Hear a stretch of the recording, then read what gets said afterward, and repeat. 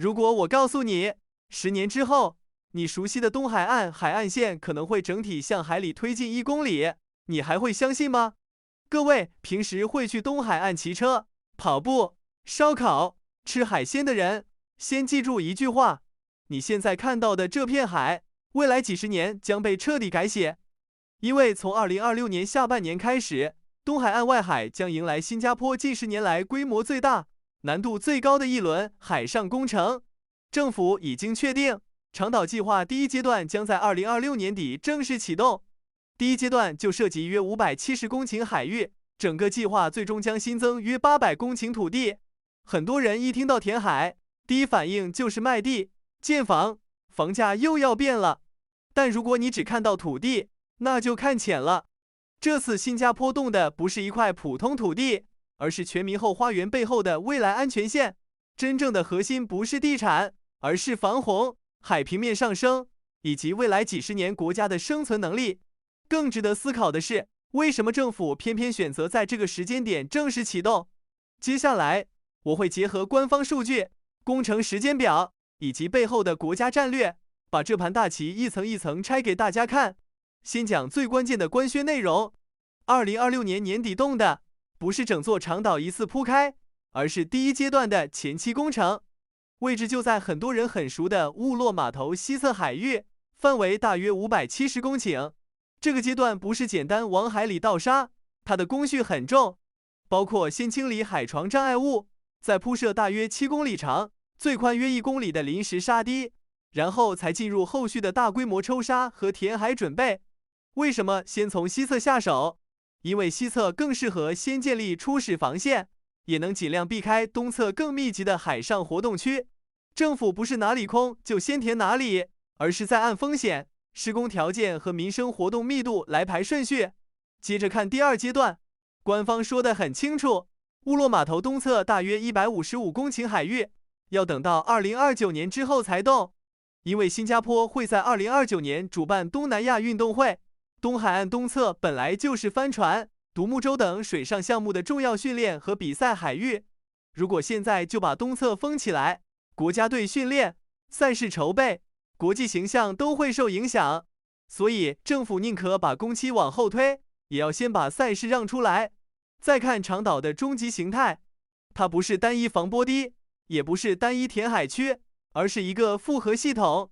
完成后，东海岸会新增大约20公里滨水公园。更重要的是，长岛和现有海岸之间会形成一个大型蓄水空间，承担防洪和蓄水功能。规划里包括2个大型中央闸门和抽水站，以及12个排水口，用来在暴雨、高潮位和海水顶托同时发生时做人工控水。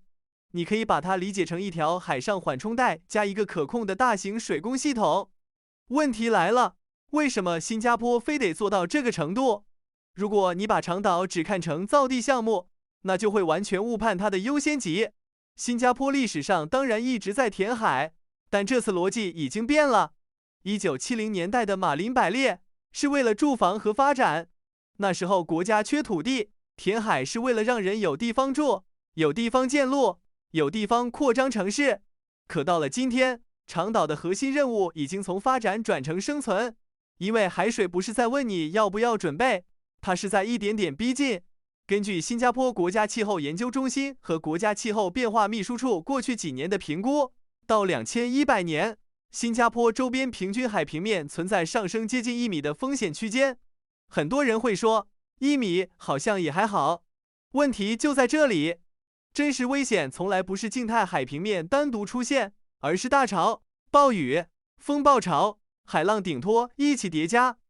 平时看起来只高一点点，到了极端天气，局部水位和浪高完全可能把风险推到更高。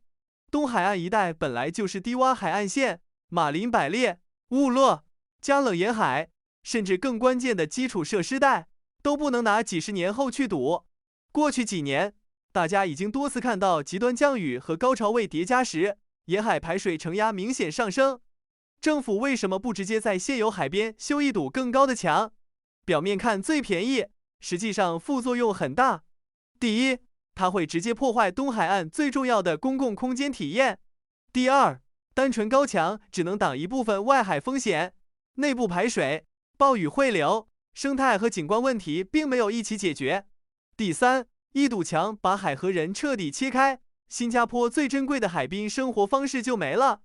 长岛的高明之处就在这里，它不是在原海岸线上硬顶，而是把防线往外推，在海上先做外围屏障，外面挡海，里面形成可控蓄水区，暴雨来了可以调度，平时又能保住海岸活动空间，还顺手增加土地。你表面上看到的是工程，背后其实是国家安全的系统设计。一个小国没有太多战略纵深，沿海防线一旦长期失守，代价不是修修补补，而是整个城市运行成本被永久抬高。所以这次长岛不是为了把海景房卖得更贵，而是在给未来几十年的东部海岸买保险。讲完国家层面，我们回到最现实的问题：长岛移动到底谁会先感受到影响？第一类就是天天去东海岸的人，很多住在附近的家庭、跑友、骑行党。乐林安个安替最担心的是，年底开工之后，东海岸会不会直接变成大工地，连散步都没得散？按目前公开规划，路上的主要活动区不会因为第一阶段海上工程就全面封掉，现有自行车道、跑步道、烧烤区这些核心使用空间，原则上还是继续开放。海上施工活动会尽量与现有海岸线保持距离，减少对岸上日常活动的干扰。也就是说，多数人短期内看到的变化，可能是远处海面多了工程船，多了施工结构，而不是今天就把你的晨运路线全部封死。但有一批人确实会比较痛，就是水上运动圈，尤其是风筝冲浪、翻板、部分训练团队。因为乌洛码头西侧海域一旦开始布置临时沙堤和海上作业区，可用水面会被压缩，局部风场、水流和浪况也会改变。政府后续大概率需要和相关协会继续协调，安排替代训练海域。第二类是环保关注者，这个群体最关心的问题很直接，填海一定会扰动海床，那海草、珊瑚、水质怎么办？官方在推进前期工程前已经做过相关评估，结论大体是影响可控，但局部扰动不可避免。说白一点，不可能零代价。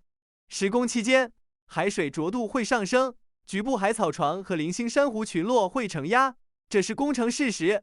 但这里也要看边界。新加坡核心海洋保育区，比如姐妹岛海洋公园，并不在这个工程的直接冲击核心区内。第三类是最容易被带节奏的一群人，买房者和中产家庭。现在市场上已经有人开始炒长岛概念，说东海岸周边房价会一路起飞。这个说法你一定要冷静，因为2026年底启动的主要还是前期准备工程，真正大规模核心填海和后续开发是很长周期的事。你今天如果因为一个几十年后的海景概念就去追高周边资产，风险非常大。更现实的判断是，长岛本质上是超长期国家工程，不是明年就能兑现的地产故事。看到这里，你会发现长岛最值得拆的，不只是工程本身，而是它背后的治理逻辑。这个项目大概率要做很多年，花的钱也不会小。对今天的纳税人来说，很多人这辈子未必能完整享受到它最终成熟后的全部成果，可政府还是要现在开始。为什么？因为沿海防线这种东西，等你真的被海水追着跑，再补就已经太晚了。新加坡最强的一点，一直不是资源多，而是愿意提前几十年做别人嫌慢、嫌贵、嫌看不到政绩的事。从祖屋、港口、机场到水务系统、地铁网络，本质都是同一套思路。先把未来的问题当成今天的问题处理，长岛只是把这种思路推到更极端的尺度。他把防洪、蓄水、造地、休闲空间4件事压进同一个超级项目里。对新加坡这种小国，没有这个奢侈，你不主动往外布防，就只能被动承受更高的长期成本。所以长岛不是浪漫工程，而是在气候风险和地缘不确定里，为自己争取主动权的一次硬碰硬。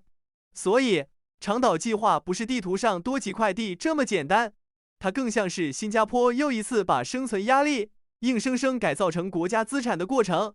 从2026年年底开始，乌洛外海会先热起来。你今天去东海岸看到的风景，未来几十年会一点点变成新的海岸线。接下来我也会持续追这个项目，把每次官宣、工程进度、环保争议和未来土地用途继续帮大家拆清楚。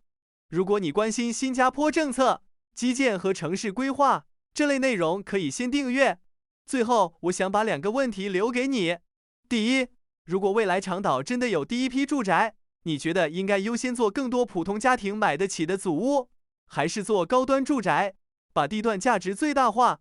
第二，如果你是东海岸常客，你愿不愿意为了未来几十年的防洪安全，接受接下来几年海面施工带来的不便？把你的真实想法留在评论区，我们认真聊。